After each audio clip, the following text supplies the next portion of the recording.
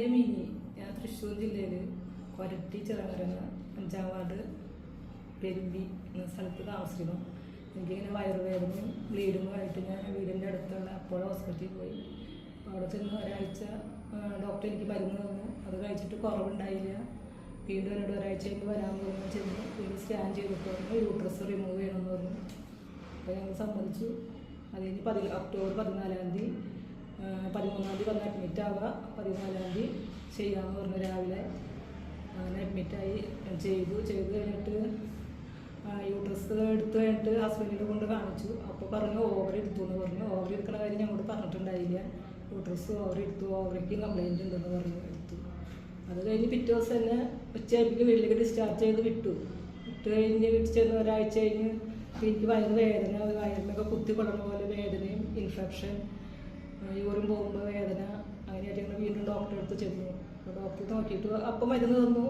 അത് കഴിഞ്ഞിട്ട് വീണ്ടും ഇതുപോലെ തന്നെ വേദന. പിന്നെ ഒരു മാസം കഴിഞ്ഞപ്പോൾ ഞാൻ വീണ്ടും ചെന്ന് കഴിഞ്ഞപ്പോൾ വന്നു ഇനി തിയേറ്ററിൽ കയറ്റി നോക്കണമെങ്കിൽ 40,000 രൂപ തരണം, അല്ലാണ്ട് പറ്റില്ല. അല്ലാതെ നിങ്ങൾ നോക്കണമെങ്കിൽ വേദന ഉണ്ടാവും, വേദന സഹിച്ച് കിടക്കാമെങ്കിൽ ഞാൻ നോക്കാമെന്ന് പറഞ്ഞു. ഹസ്ബൻഡായിട്ടൊന്ന് ചെറുതായിട്ടൊന്ന് ഇങ്ങനെ ഇത് സംസാരിച്ചു വരുന്നുണ്ട്. അത് കഴിഞ്ഞിട്ട് പിന്നെ ഞാൻ വേദന സഹിച്ചായാലും ഞാൻ കിടന്നോളാന്ന് പറഞ്ഞു.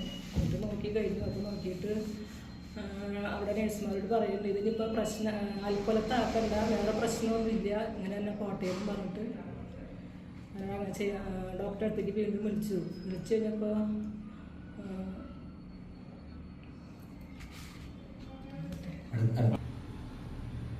അപ്പോളോ ഹോസ്പിറ്റലിലാണ് നമ്മൾ ചെയ്തത്. ഇത് ചെയ്ത ഡോക്ടറുടെ പേര് ഊർമിള സോമൻ എന്നാണ്. അപ്പോൾ ഈ ഡോക്ടറെ ഞങ്ങൾ ഇതിന് ശേഷം സിസേറിയൻ കഴിഞ്ഞ ശേഷം ഈ പേരുണ്ടായിട്ട് ഡോക്ടറെ പോയി നമ്മൾ കണ്ടിരുന്നു. ഒരു 4-5 പ്രാവശ്യം ഡോക്ടറെ പോയി കണ്ടിരുന്നു. അപ്പോൾ അവർ മരുന്ന് തരും. അത് കഴിച്ചിട്ട് വീണ്ടും ഒരു കൂടി 1.5 മാസം അല്ലെങ്കിൽ 1 മാസം വീണ്ടും പെയിൻ വരണം. അങ്ങനെ ഡോക്ടറെ വീണ്ടും കണ്ടപ്പോൾ ഡോക്ടറുടെ നമ്മൾ സംസാരിച്ചൊന്ന് ഓർക്കേണ്ട വന്നു. അപ്പോൾ ഡോക്ടർ പറഞ്ഞു നേരത്തെ വൈഫ് പറഞ്ഞാൽ തന്നെ 50,000 രൂപ വേണ്ടി വരും തിയേറ്റർ കഴിഞ്ഞാൽ പറഞ്ഞു. അപ്പം ഞാൻ നിങ്ങളെല്ലാം ഓപ്പറേഷൻ ചെയ്ത വീണ്ടും ഇങ്ങനെ ഒന്ന് പറഞ്ഞ് ഇതാക്കി. അപ്പോൾ ഡോക്ടറെ അടുത്തൊരു ഒപ്പീനിയൻ ഓർത്തോന്ന് വെച്ചു. ഓർത്തോട്ട് കണ്ട് ഓർത്തോ ഡോക്ടറെ കണ്ട് അത് ഞങ്ങൾ 1 മാസത്തോളം 1.5 മാസം മരുന്ന് വെച്ചിട്ട് വീണ്ടും വരണം. പിന്നെ വീണ്ടും ഇപ്പോൾ പുള്ളി ഓർത്തോ ഒരു യൂറോളജിനെ വെച്ചു. യൂറോനെ കണ്ട് 1.5 മാസം മരുന്ന് വെച്ചിട്ട് വീണ്ടും ഈ പെയിൻ വീണ്ടും ആവർത്തിക്കായിരുന്നു. അങ്ങനെ യാതൊരു രക്ഷയില്ലാണ്ട് പിന്നെ ഈ പെയിനിൽ നിന്ന് മേടിച്ച് കഴിച്ചുകൊണ്ടിരുന്നു. നമ്മുടെ സാമ്പത്തികം പണി നമ്മുടെ പൈസ ഇല്ലെന്ന് വെച്ചാൽ ഇത്രയും പൈസ ഹോസ്പിറ്റലിൽ മുടക്കി പിന്നെ വീണ്ടും പണിയില്ല. അങ്ങനെ വളരെ ബുദ്ധിമുട്ട് സമയത്ത് കാര്യങ്ങളായിരുന്നു. പിന്നെ അങ്ങനെ ഞങ്ങൾ അമൃത ഹോസ്പിറ്റലിൽ പോയത്. അമൃത ഹോസ്പിറ്റലിൽ പോയി ചെന്ന് അവിടുത്തെ ഈ യൂറോളജിനെ കണ്ടു. അപ്പോൾ ആള് പറഞ്ഞു പിന്നെ അടുത്ത കിടയിൽ കിടക്കാം. ആള് മരുന്ന് തന്നു. ആ മരുന്ന് ഒരാഴ്ച കഴിഞ്ഞിട്ട് വരാൻ പറഞ്ഞു. ചെന്ന് കാലത്ത് പിന്നെ അയാളെ ഡോക്ടർ പറഞ്ഞ സിസ്റ്റമൊക്കെ ഒക്കെ ചെയ്യാൻ പറഞ്ഞു. അങ്ങനെ കണ്ടിട്ടാണ് ഇതിൻ്റെ അകത്ത് കിടക്കുന്ന ഈ സാധനം കണ്ടുപിടിച്ചത്.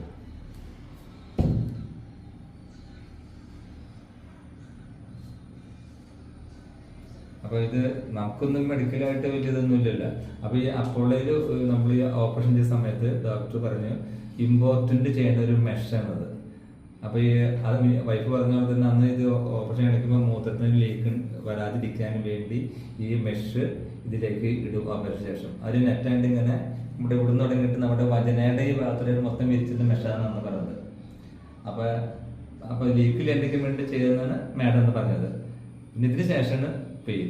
ഇത് പിന്നെ ഇത് അതിൻ്റെ ഇത് പറയുന്നത് വെച്ചാൽ ഞാൻ മുമ്പ് പറഞ്ഞ വീടാണ് ആവശ്യമുള്ളൂ ഈ സാധനം എന്നുള്ളത്. കഴിഞ്ഞ അവിടുത്തെ അപ്പോൾ അവിടുത്തെ ഡോക്ടർ പറഞ്ഞു ഇയാളെടുത്ത് തന്നു ഇതാണ് ഇതിൻ്റെ അകത്തെ കാരണം.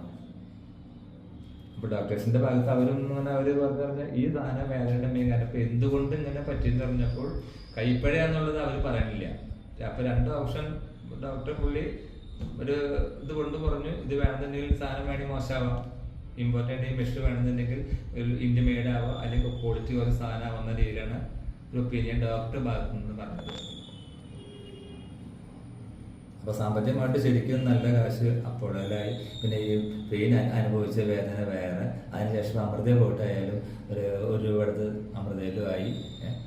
നമ്മൾ സാധാരണക്കാരായിട്ടല്ല ജീവിച്ചു പോണത്. അപ്പോൾ ഹോസ്പിറ്റലിൽ എന്ന് പറഞ്ഞപ്പോൾ ചാരിറ്റി അല്ലേ ആദർശനം തോന്നാനില്ല. ശരിക്കും തട്ടിപ്പ് നടത്തി കാശുണ്ടാക്കുന്ന സ്വഭാവമാണ് മെയിൻ അപ്പോളോ ഹോസ്പിറ്റലിൽ ഇറങ്ങുന്നത്.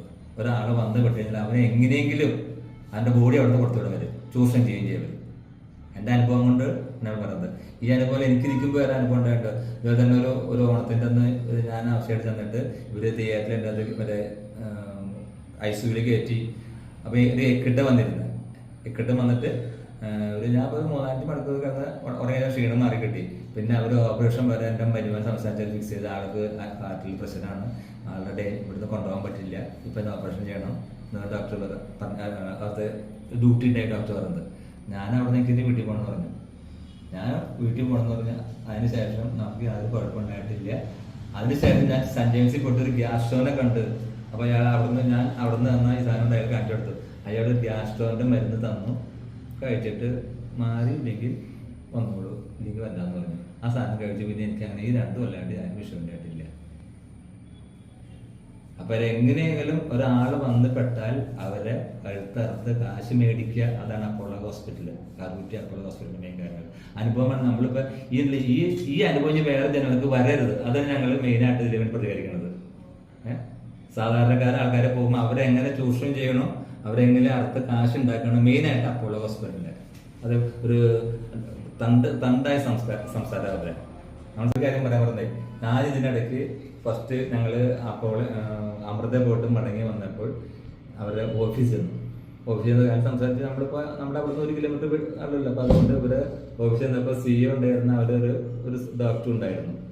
സംസാരിച്ചപ്പോൾ ഞാൻ അവിടുന്ന് കൊണ്ട് ഡിസ്ചാർജ് സമ്മറി ഞാൻ ഒരു നോക്കാൻ അവർ എൻ്റെ മേടിച്ചു വരും. അതിൻ്റെ അന്ന് അവിടുന്ന് ഈ ഫയലൊക്കെ മൊത്തം ഉണ്ടായിരുന്നു കേട്ടോ. അപ്പോൾ നമ്മളിങ്ങനെ സംസാരിച്ചിരുന്നപ്പോൾ അവർ ഡിസ്ചാർജ് സമ്മറി അവർ അടിച്ചു മാറ്റിയിരുന്നത്.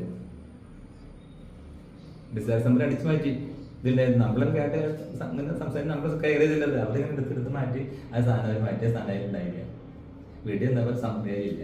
നമ്മൾ യോഗം കൊണ്ട് നമ്മൾ അപ്പോൾ അമൃതയിലേക്ക് അയച്ചു നിന്നപ്പം മൊബൈൽ ഫോണിൽ ഉണ്ടായിരുന്നു, രക്ഷപ്പെട്ടു. കാര്യം അവർ സിസ്റ്റത്തിൽ ഉണ്ടാകും. നമുക്ക് എന്തെങ്കിലും കിട്ടുക ആൾ പറഞ്ഞു പേടിക്കേണ്ട, സിസ്റ്റത്തിൽ ഉണ്ടെന്നല്ല. പിന്നെ മൊബൈൽ ചെക്ക് ചെയ്തപ്പോൾ മോളുടെ സിസ്റ്റത്തിൽ ഇതിലുണ്ടായിരുന്നു. അതെന്നെ കിട്ടിയത്. പിന്നീണ്ടല്ലേ ഇനി ഒരു അനുഭവം ഇവിടെ വരാതിരിക്കുക. ആതുരസേവനം എന്ന് പറഞ്ഞാൽ ആൾക്കാരെ അക്രമ സേവനം ആവരുത്. ഈ സാധാരണ ജനങ്ങളോട് ഏത് ഹോസ്പിറ്റലായാലും. എനിക്ക് ചെറിയൊരു ചായക്കടയാണ്. ആ കടയൊക്കെ അടച്ചിട്ടേക്കാന്ന് വെച്ചാൽ ഇപ്പൊ 2 കൊല്ലം ഇതിന്റെ പിന്നാലെ നടക്കണം. വേറെ ആരോടെ ഇല്ല. മോനെ കല്യാണം കഴിച്ചാൽ പോയി, പിന്നെ പയ്യനെ ഇവിടെ ഇല്ല. നമ്മൾ മാത്രമല്ല നമ്മളെല്ലാം പോകാനുള്ളൂ. കട അടച്ചവരെ കൂട്ടിയാണ് നമ്മൾ പോകുന്ന ഒരുപാട് കാര്യങ്ങളൊക്കെ. എത്ര വർഷം 2 വർഷമായി 2 ജില്ലാ വർഷമായി ഹോസ്പിറ്റലിലേക്ക് ഇറങ്ങുന്നത്.